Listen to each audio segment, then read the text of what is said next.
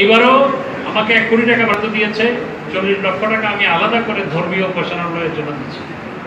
এটা আপনারা একটু রেকর্ড করেন না, যদি হিসাব করা হয় তোমরা রেকর্ড করবা। এটা আপনারা একটু রেকর্ড করেন না, যদি হিসাব করা হয় তোমরা রেকর্ড করবা। যদি হিসাব করা হয় আনুপাতিক হারে।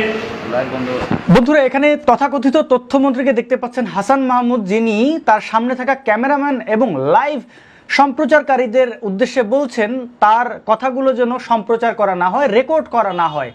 কিন্তু তারপরে আমরা পেয়ে গেলাম ক্লিপ, এবং এই ক্লিপের সূত্র ধরে আমি আজকে বিশ্লেষণ করব হাসান মাহমুদের ভেতর এবং বাহিরের অনেকগুলো দৃশ্য, এবং সেগুলো তার কথা থেকেই প্রমাণ করব তার মূল উদ্দেশ্য কি। আপনাদের অনুরোধ করব ভিডিওটি না টেনে খুব মনোযোগী হয়ে দেখবেন।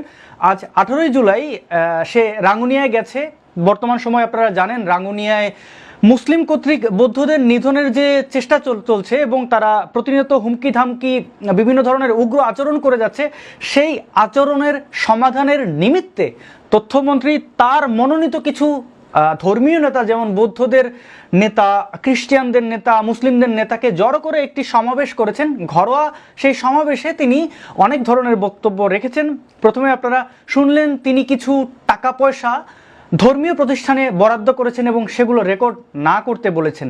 তিনি বলেন তিনি আওয়ামী লীগের রাজনীতিতে বিশ্বাসী, যদিও তিনি তেঁতুল হুজুরের ভাগনা হিসেবে তাদের সকল দাবি দাবা আদায়ের জন্য সর্বাত্মক চেষ্টা করে গেছেন, এবং তাদের সেই অপসংস্কৃতি এবং তাদের সেই মৌলবাদী যে আচরণ বাংলাদেশের মধ্যে প্রতিষ্ঠা করার জন্য একনিষ্ঠ কর্মী হিসেবে এই হাসান মাহমুদকে আমরা দেখতে পাই। এবং হাসান মাহমুদের ভাই ভূমিদস্যু কি করেছে বুদ্ধদের সাথে, বুদ্ধ ভিক্ষুদের সাথে, সে ব্যাপারটা ইতিমধ্যে আপনারা সবাই জানেন। চলুন আমরা এই হাসান মাহমুদের মুখ থেকে তার রাজনৈতিক মতাদর্শ কি, সে কোন চেতনা লালন করে, সেটা তার মুখ থেকে শুনবো, কারণ তার মুখ থেকে না শুনলে আমরা মুখ এবং মুখোশ আলাদা কি করে করব।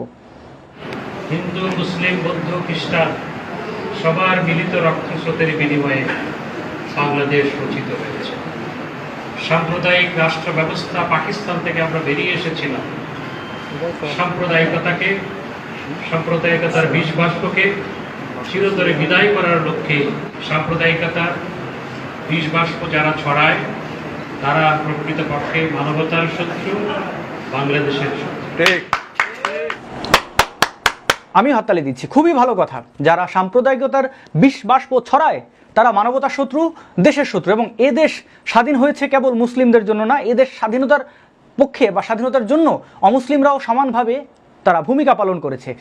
তো আমরা এখন এই পরিস্থিতি কেন দেখতে পাচ্ছি? বন্ধুরা, আপনারা জানেন বাংলাদেশের মুমিন মুসলমানরা সর্বদা বলে আসে যে আমরা 92% মুসলিমের দেশ, এদেশে আমরা যা ইচ্ছা তা করবো, অমুসলিমদের কোনো অধিকার এ দেশে নেই, তাদেরকে তাড়িয়ে দিতে হবে, তাদের খেদিয়ে দিতে হবে, তাদের ভূমি দখল করে নিতে হবে। এই ঘটনাগুলো আমাদের সামনে প্রতিনিয়ত ঘটে, এবং অমুসলিমদের ধর্মীয় অনুভূতি বলতে কিছু নেই, তাদের মূর্তি বলে কিছু নেই, তাদের মন্দির বলে কিছু নেই। সেগুলো যখন যাদের ক্ষমতাসীনদের ইচ্ছা তারা তখন দখল করবে, এবং এ নিয়ে কোনো মামলা হবে না, এ নিয়ে কোনো বিচার হবে না। এবং সেই ধারাবাহিকতা বজায় করে চলেছে আওয়ামী লীগ সরকারও। যদিও আওয়ামী লীগ সরকার বিশ্ব দরবারে অসাম্প্রদায়িক চেতনার একটা মুখোশ সামনে রেখে তারা ক্ষমতায় আছে, আপনারা জানেন অবৈধভাবে এখনও ক্ষমতায় টিকে আছে, কারণ বিশ্বের অন্যান্য প্রথম সারির দেশ মনে করে যে বাংলাদেশের সরকার ব্যবস্থা স্থিতিশীল রাখার জন্য আওয়ামী লীগের বিকল্প কেউ নেই, তারা অসাম্প্রদায়িক রাজনীতি করে, তাই তাদের উপর অন্যান্য দেশের হাত আছে। এবং আওয়ামী লীগ প্রতিনিয়ত তারা দেশের স্বার্থ না দেখে অন্যান্য দেশের দালালির মাধ্যমে তারা তাদের ক্ষমতা টিকিয়ে রাখছে, এবং অভ্যন্তরীণভাবে তারা বাংলাদেশের সকল অমুসলিমদের উপর নির্যাতন চালাচ্ছে। এই কথাগুলো আমার দাবি নয়, এর উদাহরণ আপনারা দেখেছেন।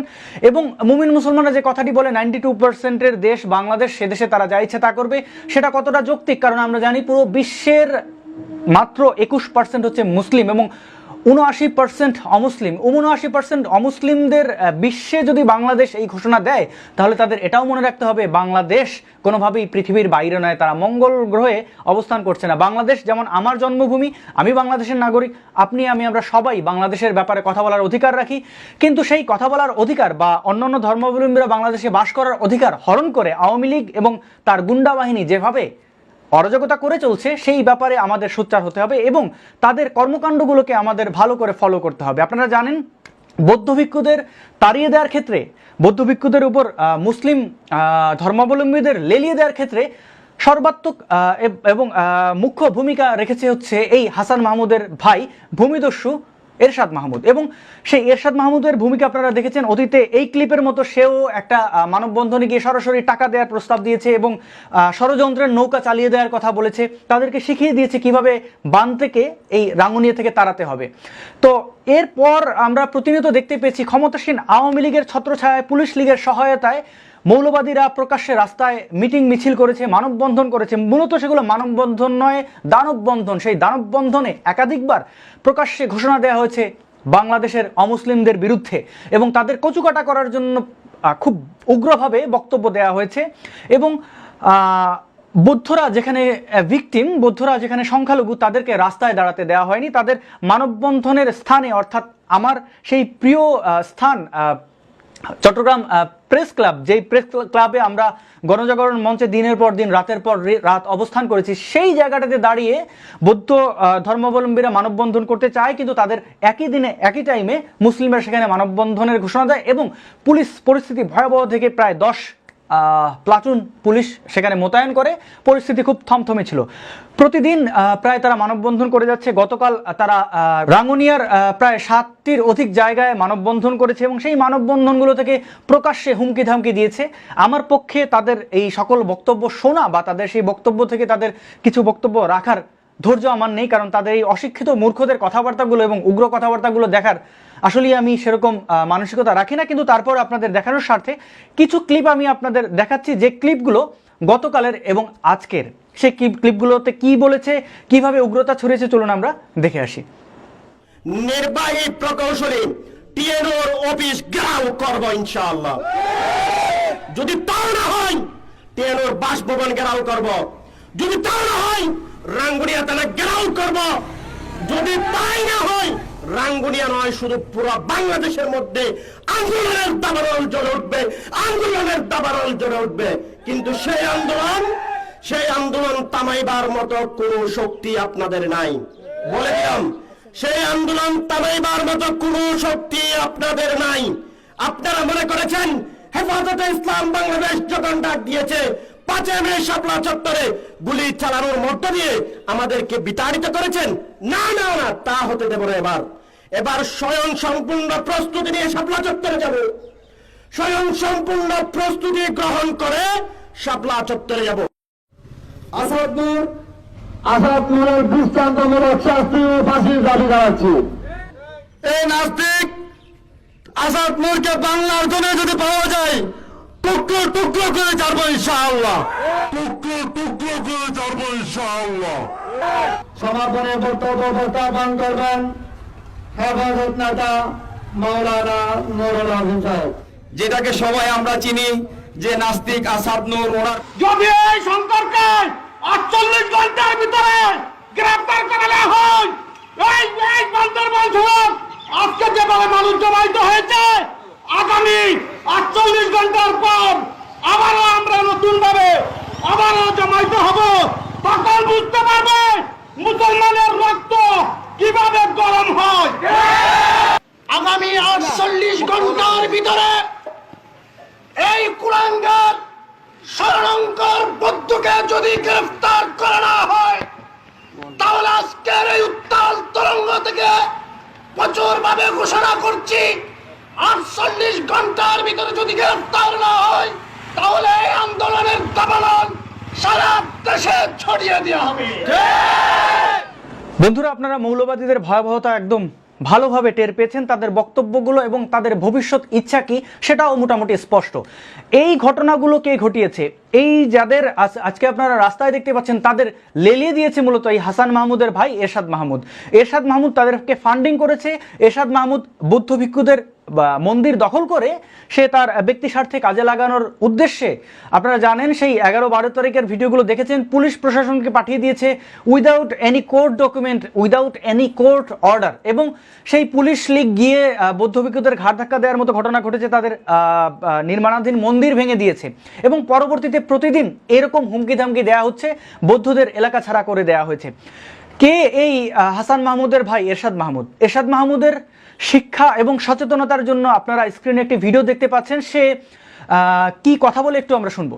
আমাদের এখানে সাম্প্রদায়িক সম্প্রীতি সবসময় ছিল, আছে, থাকবে। আপনারা শঙ্কিত হবেন না।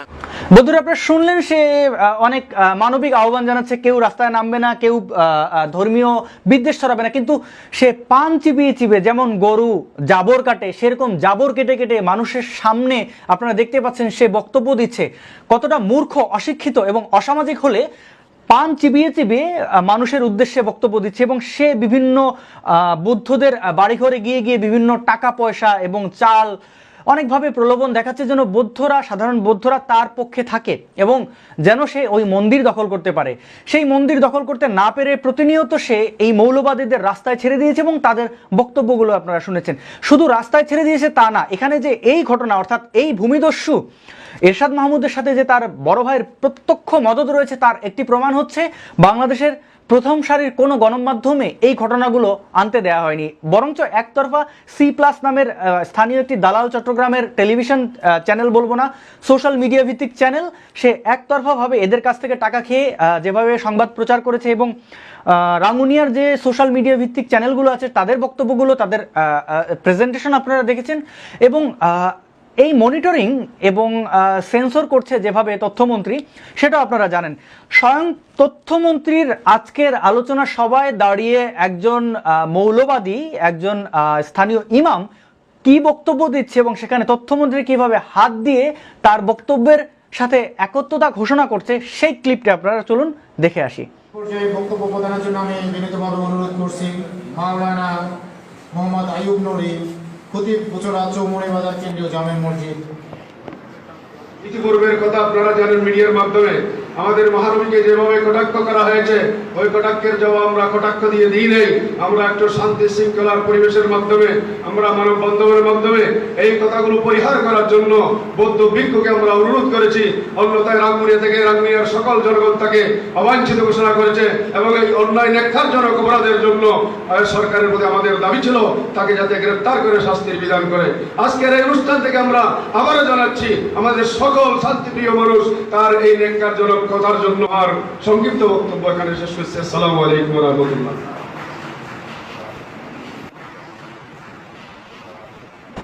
বন্ধুরা, এই খতিবের অসাম্প্রদায়িক বক্তব্যগুলো আপনারা শুনলেন। স্বয়ং তথ্যমন্ত্রীকে স্টেজে বসিয়ে সে এই কথাগুলো বলার ধৃষ্টতা পেয়েছে, কারণ তার মাথার উপরে আছে তথ্যমন্ত্রী এবং তার ভূমিদস্যু ভাই।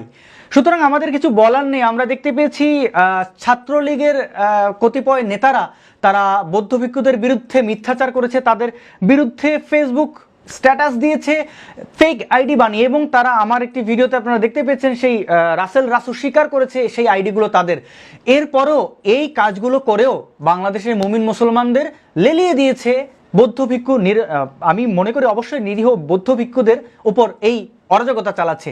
এখন শুনবো তথ্যমন্ত্রী কি বলে। তথ্যমন্ত্রী বোঝাতে চাইবেন যারা বৌদ্ধ ভিক্ষুদের সাথে হওয়া অন্যায়ের বিরুদ্ধে দাঁড়িয়েছে, বৌদ্ধ ভিক্ষুদের সাথে যেন এই মৌলবাদী আচরণ সফল করতে না পারে, এর জন্য যারা তাদের পাশে দাঁড়িয়েছে তাদেরকে সে জামাত বিএনপি সরকারের শত্রু বলে আখ্যায়িত করছে এবং বলছে যে তাদেরকে কোনোভাবে যেন পাত্তা না দেওয়া হয়। চলুন আমরা তার বক্তব্য শুনি। সামাজিক যোগাযোগ মাধ্যমের মাধ্যমে বাংলাদেশে অস্থিতিশীলতা সৃষ্টি করার অপচেষ্টা চালানো হয় দেশ এবং বিদেশ থেকে।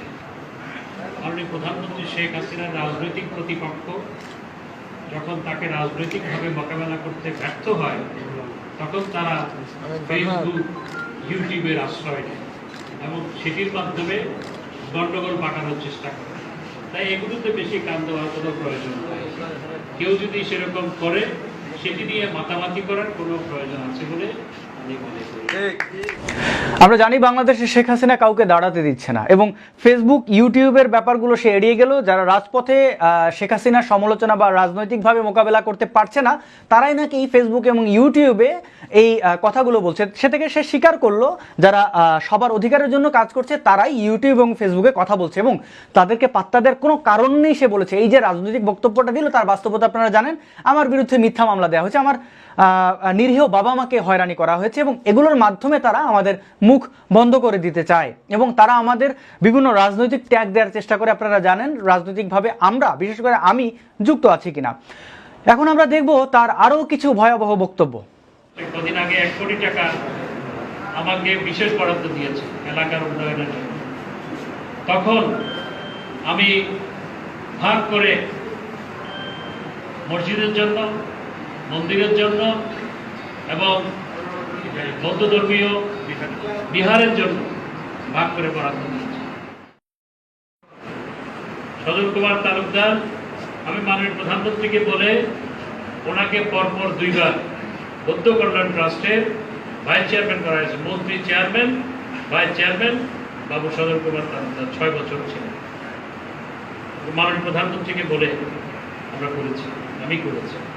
বন্ধুরা, তার এই বক্তব্য থেকে দেখলেন যোগ্যতা নয়, কেবলমাত্র তার মন মর্জির উপর নির্ভর করে সংখ্যালঘুদের নেতা কে হবে।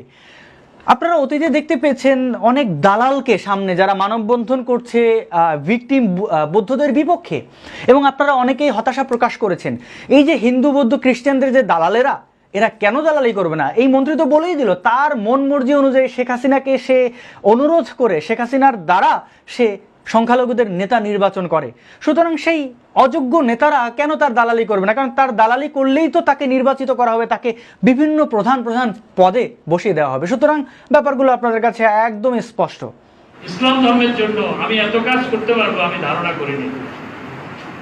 প্রত্যেকটি ইউনিয়নে একটি করে ব্যক্তিগত উদ্যোগে এই মিডল ইস্টের এনজিওর মাধ্যমে আল্লামা ফজলুল্লাহ ফাউন্ডেশন সহ একটি করে মসজিদ নির্মাণ করা হয়েছে, মসজিদ ভিত্তিক মক্তব করা হয়েছে, এবং যে সমস্ত মাদ্রাসা সেগুলো বিল্ডিং করে দেওয়া হয়েছে। আশরাফ সাহেবের মাদ্রাসাও বড় বিল্ডিং পেয়েছে। কত কোটি টাকা? 3.5 কোটি টাকা। সোনারগাঁ মাদ্রাসা পেয়েছে। এখানেও অনেক কাজ করা হয়েছে। হিন্দু কল্যাণ ট্রাস্ট থেকে বেশি পয়সা দেওয়ার সুযোগ নাই। আমি বিশেষভাবে টাকা এনে হিন্দু ধর্মীয় মন্দিরগুলোকে বরাদ্দ দিয়েছি। বৌদ্ধ কল্যাণ ট্রাস্টের জন্য বিদেশ থেকে টাকা আসে না, সেই জন্য বৌদ্ধ ধর্মীয় কল্যাণ ট্রাস্টের ভাইস চেয়ারম্যান বানিয়ে দিয়েছিলাম ওনাকে। অনেক এটা দিত দিন না বছর 3 বার। এইবারও আমাকে 1 কোটি টাকা বরাদ্দ দিয়েছে। 40 লক্ষ টাকা আমি আলাদা করে ধর্মীয় উপাসনালয়ের জন্য দিচ্ছি। এটা আপনারা একটু রেকর্ড করেন না, যদি হিসাব করা হয় তোমরা রেকর্ড করবে, যদি হিসাব করা হয় আনুপাতিক হারে। এই ব্যক্তি নিজেকে অসাম্প্রদায়িক চেতনাবাজ বলে, যেখানে সে ধর্মীয় প্রতিষ্ঠানগুলোকে কিভাবে প্রমোট করছে, কিভাবে সে সৌদি আরবের ফান্ডিং, যে সৌদি আরব জঙ্গিদের ফান্ডিং করে, সেই সৌদি আরবের ফান্ডিংয়ে সে কোটি কোটি টাকা দিয়ে মসজিদ বানাচ্ছে, যেন সেই মসজিদের মোল্লারা আজ এবং কাল এভাবে রাস্তায় দাঁড়িয়ে চেঁচামেচি করতে পারে, যেন বাংলাদেশটাকে আফগানিস্তান বা পাকিস্তান বানিয়ে দিতে পারে। সেই লক্ষ্যে সে কাজ করছে। এটা অসাম্প্রদায়িক একটি দলের নেতার কথা। সে কি কোনো ধর্মীয় নেতা নাকি? তার কি ধর্ম জিয়ে রাখার জন্য তাকে মন্ত্রী বানানো হয়েছে নাকি? তারা এগুলো কেন করে, সেই প্রশ্ন আপনাদের কাছে রাখছি। এখন আমি তার বক্তব্য থেকে দেখাবো এরা কতটা অকৃতজ্ঞ। আপনারা আজকে বৌদ্ধদের বিরুদ্ধে যে সকল মুমিন মুসলমানরা জিহাদ করছেন, তাদেরকে আমি সংক্ষেপে কয়েকটি প্রশ্ন করি। আজ অবধি কোনো বৌদ্ধকে দেখেছেন কোনো মুসলিমকে ধরে নিয়ে বৌদ্ধ বানিয়ে দিতে? কোনো বৌদ্ধকে দেখেছেন তারা আপনার আশেপাশে কোনো সন্ত্রাসী কর্মকাণ্ড করছে? হয়তো 1-2 করতে পারে, রকি বড়ুয়ার মতো মানুষ আছে। আমি কোনো ধর্মে বিশ্বাস করি না, কোনো ধর্মের প্রশংসা বা কোনো ধর্মের প্রতি বিদ্বেষ আমার নেই। আমি সকল মানুষকে ভালোবাসি, সবার অধিকারের জন্য আমি কাজ করি। সেই লক্ষ্যে আমি আপনাদের দৃষ্টি আকর্ষণ করছি। এবং এই তথ্যমন্ত্রীর বক্তব্যে আপনারা প্রমাণ পাবেন তার বংশধর, বিশেষ করে তার পিতাকে পড়িয়েছে বৌদ্ধ ভিক্ষুরা, এবং তার পিতা এবং সে দুজনেই কিন্তু মুসলমান এবং আজকে মসজিদে ফান্ডিং করছে। বৌদ্ধরা যদি সাম্প্রদায়িক হতো তাহলে তার বাবা মাকে, তার ভাইকে, তাকে বিভিন্নভাবে বৌদ্ধ বানিয়ে দেওয়ার চেষ্টা করতো। এবং এরা যদি অকৃতজ্ঞ না হতো তাহলে সেই বৌদ্ধদের কাছ থেকে দীক্ষা বা শিক্ষা পেয়ে তাদের জমিজমা দখলের জন্য এই নির্লজ্জ পন্থা অবলম্বন করতো না। তার মুখ থেকে শুনুন বৌদ্ধরা তাদের জন্য কি করেছে। আমার বাবাদের সময় আমাদের গ্রাম সুখবিলা, ওখানে হাতি আর মানুষ একসাথে বসবাস করে। হাতি বাঘ ভাল্লুক সব একসাথে বসবাস করে। তখন ওখানে কোনো স্কুল ছিল না, প্রাইমারি স্কুলও 7-8 কিলোমিটার দূরে। আমার বাবা অক্ষর জ্ঞান পেয়েছে বৌদ্ধ মন্দিরে, পাশে বৌদ্ধ মন্দির, সেখানে বৌদ্ধ ভিক্ষু অক্ষর জ্ঞান দিত। তখন কিন্তু তাই ছিল, 100-150 বছর আগে কিন্তু তাই ছিল। ওই গ্রামের টুলের মধ্যে পড়াশোনা করতো না, বড় হয়েছিল না। তখন কিন্তু টোলের মধ্যে পড়াশোনা করে। আমার বাবা কিন্তু প্রায় ওই গ্রামের টোল, যেটি বৌদ্ধভিক্ষু পরিচালনা করতেন, সেখানে অক্ষর জ্ঞান দিতেন, বাল্য শিক্ষা ওখানে পড়ছে। এরপর আর একটু বড় হওয়ার পর হেঁটে হেঁটে স্কুলে গেছে। তারপর আমার বাবা পরে মনে হয় শিলক স্কুলে পড়াশোনা করেছেন, শিলক স্কুলের প্রথম ব্যাচ। আমার বাবার ঘনিষ্ঠ বন্ধুদের মধ্যে নিরঞ্জন বাবু ছিলেন, তিনিও শিলক স্কুলের টিচার। আমি যখন ছাত্র নেতা ছিলাম চট্টগ্রামে, যখন ঢাকায় যেতাম, আমি কমলাপুর বৌদ্ধ বিহারে থাকতাম। সূর্যানন্দ মহাজনের বাড়ি আমার পদুয়ায়, আমার বাবাদের চেয়ে একটু ছোট, কয়েক বছরের ছোট ছিল, কিন্তু আমি তাকে পিতার মতো শ্রদ্ধা করতাম, উনিও আমাকে সন্তানের মতো আদর করত। এটার মধ্যে কোনো খাত ছিল না। এবং আমি ঢাকায় গেলে, ঢাকায় তো আমার থাকার জায়গা নেই, আত্মীয় স্বজন আছে, আত্মীয় স্বজনের বাড়িতে আমি উঠতাম না। আমি বৌদ্ধ মন্দিরে উঠতাম, বৌদ্ধ মন্দিরে গেস্ট হাউস ছিল, ওখানে থাকতাম, দিনের বেলা না খেলেও রাতের বেলা ওখানে খেতাম। বন্ধুরা, একবার ভাবুন তারা কতটা ভয়াবহ। সেই বৌদ্ধদের কাছ থেকে দীক্ষা শিক্ষা পেয়ে, বৌদ্ধদের কাছে গিয়ে থেকে খেয়ে সেই বৌদ্ধদের নির্মূলের জন্য নির্লজ্জ চেষ্টা চালিয়ে যাচ্ছে। আপনারা বলবেন, অনেকেই হয়তো এই মন্ত্রীর মিষ্টি কথায় ধূর্তামিতে যারা তার ভক্ত, তাদেরকে আমি জানাতে চাই এই লোকটা কত বড় হিপোক্রিট তার প্রমাণ হচ্ছে। সে যখন এই সমাবেশ করছে, ঠিক এই একই সময় তার রাঙ্গুনিয়াতে বা চট্টগ্রামের অন্যান্য জায়গায় মোল্লারা মানববন্ধন করছে, তারা দানববন্ধন করছে। দেখুন, আমার ছবি এবং বান্তের ছবি দিয়ে তারা ফাঁসি দিয়ে দিতে চাইছে। তারা বলছে, তারা অভিযোগ তুলছে, আমি ধর্মীয় ভাবে মোহাম্মদকে গালি দিয়েছি, আল্লাহকে গালি দিয়েছি। কোনোভাবেই না বন্ধুরা, আপনারা কোনো বক্তব্যে মোহাম্মদকে গালি দিতে আমাকে শুনবেন না, কোথাও দেখাতেও পারবেন না। আমি সমালোচনা করেছি এবং এই ছাত্রলীগের কথিত কিছু নেতারা দাবি করে আমি কোরআন পড়িয়েছি। এই যে মিথ্যাচারগুলো করে, আমি কোথাও কোনোদিন কোরআন পড়াইনি এবং আমাকে বিভিন্নভাবে এর দালাল, শের দালাল, এই সেই বলার চেষ্টা করে। বস্তুত আপনারা দেখেন কে দালালি করে। আমি ধর্মে বিশ্বাস করি না, আগেও বলেছি। আমি ধর্মের এই যে বিভাজন, সেটা আমি চাই না। আমি কারো পক্ষে নই, কারো বিপক্ষে নই, আমি সবার সমান অধিকার চাই। এবং যখন দেখি কোনো ধর্ম অন্য একটি ধর্মের উপর ঝাঁপিয়ে পড়েছে, বিশেষ করে আমার ভূমিতে, আমাকে যদি বলেন আমেরিকায় কি হয়েছে আমি বুঝতে পারবো না, আমাকে যদি বলেন ইন্ডিয়া কি হয়েছে আমি জানতে পারবো না, কারণ ইন্ডিয়ার রাজনীতি, ইন্ডিয়ার সামাজিক প্রেক্ষাপট আমার বুঝতে অনেক সময় লাগবে। সেটা অনেক সময় সাপেক্ষ, হুটহাট করে মন্তব্য আমার পক্ষে করা সম্ভব না। কিন্তু আমি যে ভূমিতে বড় হয়েছি, যে ভূমির প্রত্যেকটা জায়গা আমি চিনি, সেই ভূমিতে যখন দেখি এই মুমিন মুসলমানরা অন্য ধর্মাবলম্বীদের উপর ঝাঁপিয়ে পড়ে, তখন সেটার প্রতিবাদ আমি করি। যেমনটা আমি এই রাঙ্গুনিয়ার ঘটনায় করেছি।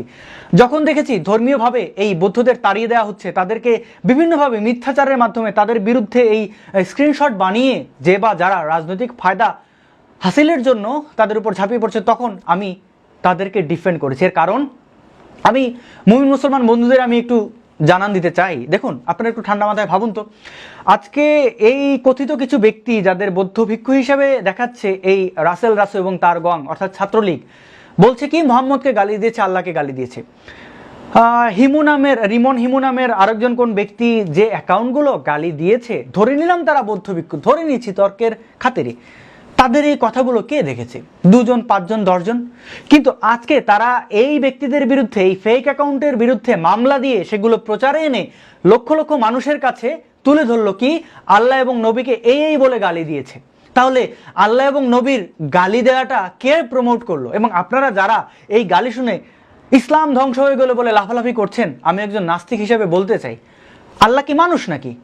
আল্লাহ কি আপনার আমার মতো হাত পা আছে নাকি? ইসলামের ব্যাখ্যা কি বলে?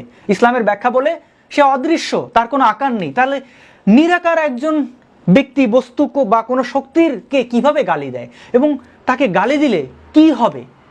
বরং হবে তার গালিকে কেন্দ্র করে আজকে যারা রাজনৈতিকভাবে প্রকাশ করছে, প্রচার করছে, এই মুসলিমদেরকেই কিন্তু এই ব্যক্তিরা অপমান করছে। এবং তারা কিন্তু আমার একটি ভিডিওতে স্বীকার করেছে এই আইডিগুলো তাদের।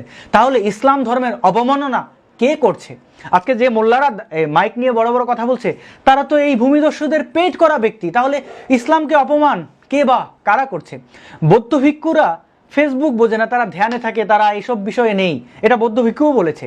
যে ব্যক্তি বলেছে যে সে ফেসবুক চালায় না, তাহলে তাকে কেন্দ্র করে এই স্বার্থ হাসিলের জন্য যে বা যারা প্রচার করছে, তাদের বলির পাঠা আপনারা কেন হচ্ছেন? তাদের এই পেইড হওয়া মোল্লাদের কথায় আপনারা কেন এই ঘৃণ্য কাজগুলো করছেন? আপনারা নাসিরনগর কাণ্ড ঘটিয়ে ফেললেন কি? মক্কার উপরে শিবকে বসিয়ে দিয়েছে। আসলে মক্কা তো একটা বস্তু, একটা ঘর, সেই ঘরে আল্লাহ থাকে না এবং সেই ঘরকে কেউ শিব বসিয়ে দেয়নি, সেই ঘর মক্কাই আছে। তার একটা ছবির উপরে ফটোশপের মাধ্যমে একজন শিবকে বসিয়ে দিয়েছে। তাতে কি যায় আসে? একটা ছবির উপরে কে কাকে বসাবে, কে কি করবে, তাতে আপনাদের কি যায় আসে?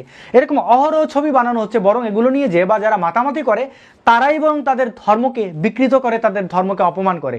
তো সে থেকে আপনারা কে বা কারা কিভাবে শিক্ষা নেবেন সেটাও একটি প্রশ্ন। এবার আসি হুমকি ধামকির ব্যাপারে। আমার বিরুদ্ধে মিথ্যা মামলা দেওয়া হয়েছে। আমি, আপনারা জানেন, বিগত 2 মাসে কোথাও আপনারা দেখতে পাবেন আমি ইসলাম কেটে নিয়েছি। আমি বাংলাদেশ সরকারের এই অবৈধ শাসনের বিরুদ্ধে কথা বলি।